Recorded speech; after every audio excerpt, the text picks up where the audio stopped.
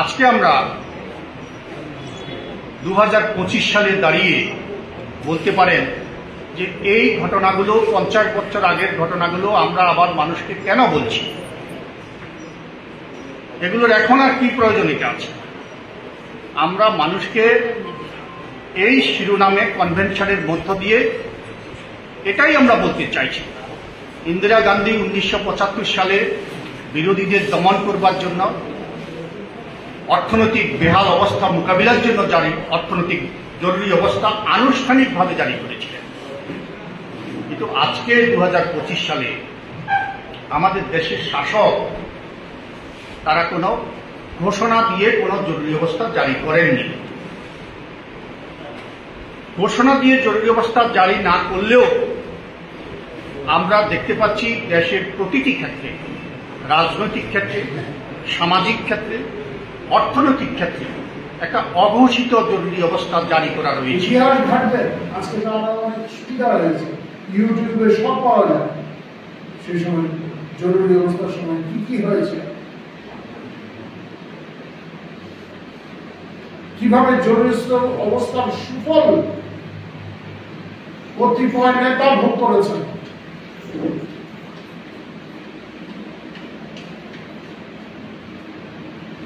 সেগুলি একদম সাধারণ মানুষের কাছে নিয়ে যেতে হবে, বোঝাতে হবে কি ধরনের অদ্ভুত পরিস্থিতি ছিল। সঞ্জয় গান্ধী চেয়েছিলেন যুব কংগ্রেসের যে সভা হবে সেখানে কিশোর কুমার গান গাইবেন, এটা ওনার ইচ্ছা।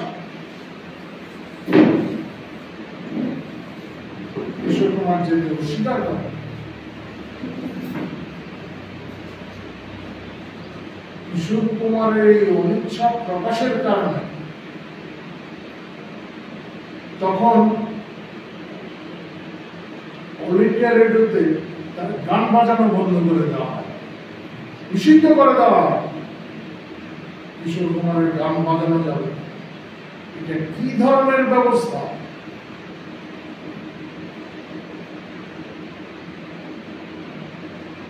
মানুষের ন্যূনতম অধিকারটুকু থাকবে না।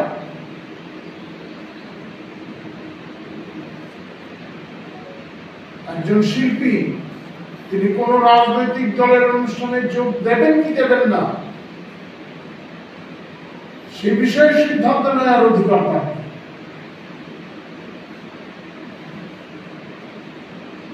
মানুষের কাছে নিয়ে যেতে হবে এই কথা। যারা আজকের দিনেও এই কংগ্রেসের সঙ্গে যুক্ত আছেন, তাদের সঙ্গে বিবাদ নয়, তাদের কি বুঝাতে হবে এই দলের ইতিহাস। এই দলের এখনো যদি মুখিয়ে আছেন, তিনি তার চরিত্র বদল করেন, সেই ধারাকে নিয়ে তিনি আছেন। আপনারা জানেন যে দেশ 47 সালে স্বাধীনতা লাভের পর 1957 সালেই কেরালায় প্রথম বামফ্রন্ট সরকার প্রতিষ্ঠিত হয়েছে এবং অন্যান্য রাজ্যেও বামপন্থীরা শক্তি সঞ্চয় করছে, কংগ্রেস বিরোধী শক্তি সঞ্চয় করছে। কংগ্রেসের আভ্যন্তরীণ কোন্দল বাড়ছে, বিরোধীরা শক্তি বৃদ্ধি করছে, অর্থনৈতিক বেহাল অবস্থা। তখন ইন্দিরা গান্ধীর নেতৃত্বের প্রতি একটা চ্যালেঞ্জ তার দলের পক্ষ থেকে উঠে আসছে। ইন্দিরা গান্ধী তার দলের আভ্যন্তরীণ চ্যালেঞ্জ মোকাবিলা করবার জন্য এবং শক্তি সঞ্চয় করা বিরোধী দলকে দুর্বল করবার জন্য, তাদের কণ্ঠরোধ করবার জন্য ইন্দিরা গান্ধী আমাদের দেশে জরুরি অবস্থা জারি করেছেন এবং এই জরুরি অবস্থায় ব্যাপক ধরপাকড়, কালোবাজারি যেমন তাদেরকে ধরেছেন, তার সঙ্গে বিরোধী দলের জব্দ করবার জন্য বিরোধী দলের প্রথম সারির নেতৃত্ব যারা, তাদেরকেও ছেদ যুক্তিতে কোনরকম জুৎসই বক্তব্য নেই, তাদেরকেও কারারুদ্ধ করে বিরোধী আন্দোলন দমন করবার চেষ্টা করছে। আজকে আমরা 2025 সালে দাঁড়িয়ে বলতে পারেন যে এই ঘটনাগুলো 50 বছর আগের ঘটনাগুলো আমরা আবার মানুষকে কেন বলছি, এগুলোর এখন আর কি প্রয়োজনীয়তা আছে? আমরা মানুষকে এই শিরোনামে কনভেনশনের মধ্য দিয়ে এটাই আমরা বলতে চাইছি। ইন্দিরা গান্ধী 1975 সালে বিরোধীদের দমন করবার জন্য, অর্থনৈতিক বেহাল অবস্থা মোকাবিলার জন্য অর্থনৈতিক জরুরি অবস্থা আনুষ্ঠানিকভাবে জারি করেছিলেন। কিন্তু আজকে 2025 সালে আমাদের দেশের শাসক তারা কোনো ঘোষণা দিয়ে কোনো জরুরি অবস্থা জারি করেননি। ঘোষণা দিয়ে জরুরি অবস্থা জারি না করলেও আমরা দেখতে পাচ্ছি দেশের প্রতিটি ক্ষেত্রে, রাজনৈতিক ক্ষেত্রে, সামাজিক ক্ষেত্রে, অর্থনৈতিক ক্ষেত্রে একটা অঘোষিত জরুরি অবস্থা জারি করা রয়েছে। রাজনৈতিক ক্ষেত্রে একটা অঘোষিত জরুরি অবস্থা কিরকম? সরকারের সমালোচনা করতে পারবেন না। ওই পত্রপত্রিকা, কোন রাজনৈতিক দল, কোন সংবাদ চ্যানেল সরকারের সমালোচনা যদি করে তাদেরকে ইউপিএ সহ নানান দমনমূলক আইন তাদেরকে কারারুদ্ধ করা হবে। আপনারা জানেন দিল্লির একজন প্রখ্যাত সাংবাদিক প্রবীর পুরকাষ্ট, তাকে ইউপিএ আইনে কোনো জবাবদিহি ছাড়াই তাকে গ্রেপ্তার করেছেন এবং 6 মাসের অধিক কারারুদ্ধ করে রাখা হয়েছে। এবং শেষমেশ মামলা যখন চলেছে, যেই অভিযোগে তাকে সরকার কোনো অভিযোগ সেখানে কোর্টের সামনে উপস্থিত করতে পারে। অনুরূপভাবে আমরা যদি আমাদের রাজ্যের ক্ষেত্রে দেখি, আমাদের রাজ্যে সোশ্যাল মিডিয়া, আপনারা জানেন সোশ্যাল মিডিয়া মানুষ মনের কথা প্রকাশ করে।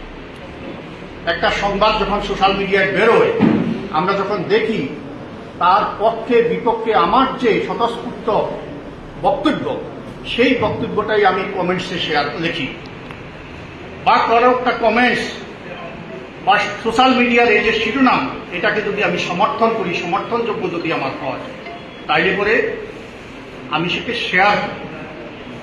এটা একটা গণতান্ত্রিক অধিকারের বিষয়। আমি এই দেশের স্বাধীন নাগরিক, স্বাধীনভাবে আমার মত প্রকাশ করবার অধিকার আছে। কিন্তু আজকে আমরা লক্ষ্য করছি একটা কমেন্টস করার অপরাধে সরকার বিরোধী বা নেতৃত্বের, সরকারি ক্ষমতায় আসীন কোনো নেতৃত্বের বিরোধী কোনো বক্তব্য যদি আপনি ফেসবুকে প্রকাশ করেন বা শেয়ার করেন, সেই অপরাধে সাইবার ক্রাইম আপনাকে গ্রেপ্তার করে নির্বিচারে জেলে ঢুকিয়ে দিচ্ছে। আমাদের রাজ্যেও ঘটেছে। কমলপুরে একজন সাহিত্যিক, উনি সচেতন বা অবচেতন মনে একটা পোস্টকে শেয়ার করেছেন। এই অপরাধে তাকে 14 দিন জেলের মধ্যে ঢুকিয়ে দেওয়া হয়েছে। এটি এমন ঘটনা আজকে সারা দেশে আমরা কি লক্ষ্য করছি? আমাদের দেশ ধর্মনিরপেক্ষ দেশ, সমস্ত জাতি ধর্মের ঊর্ধ্বে থাকবে সরকার, সমস্ত জাতির মানুষ তার অধিকার ভোগ করবে, কিন্তু পারছে কি? পারছে না। আজকে মুসলিমরা দ্বিতীয় শ্রেণীর নাগরিক, আজকে দলিতরা এদেশের নাগরিক বলেই স্বীকৃত হচ্ছে না। আপনি লক্ষ্য করছেন সাম্প্রতিক ঘটনা, গত 1 সপ্তাহ আগের ঘটনা, একজন দলিত উত্তরপ্রদেশে কোনো এক গ্রামে সে গ্রামবাসীর আহ্বানে গিয়ে বেদ পাঠ করেছেন। এই তার অপরাধ। বেদ পাঠ করার অপরাধে আরএসএস এর সঙ্গী বাহিনী তাকে ধরে নিয়ে এসে হাত বেঁধে তার মাথা মুড়িয়ে দেওয়া হয়েছে। সে বেদ পাঠ কেন করছে? এবং উত্তরপ্রদেশের একজন মন্ত্রী, দলিত সম্প্রদায়ের মন্ত্রী, তাকে যখন সাংবাদিকরা প্রশ্ন করছে, সে উত্তর করছে যে যার যে কাজ তার সে কাজ করা উচিত। অর্থাৎ ব্রাহ্মণ পূজা পাঠ করবে, শাস্ত্র পাঠ করবে, তা ব্রাহ্মণের কাজ। ক্ষত্রিয় যারা তারা দেশ পরিচালনা করবে, যুদ্ধ করবে। শূদ্র যারা তারা সূর্যের কাজ করবে। এবং এরা যেহেতু শূদ্র, তাদের কাজ হল অন্যদের সেবা করা। তারা সেবা না করে তারা বেদ পাঠ করতে এলো কেন? এ কথাটাই তারা বলতে চাইছে। তাহলে কি আপনি মনে করেন যে আমাদের দেশের সমস্ত শ্রেণীর মানুষ সমস্ত অংশের মানুষের গণতান্ত্রিক অধিকার সুরক্ষিত। এই যে দলিত অংশের মানুষ, যার মাথা মুড়িয়ে দেওয়া হতো, সেও তো দেশের নাগরিক, তাহলে সে তার নাগরিক অধিকার ভোগ করতে পারল না।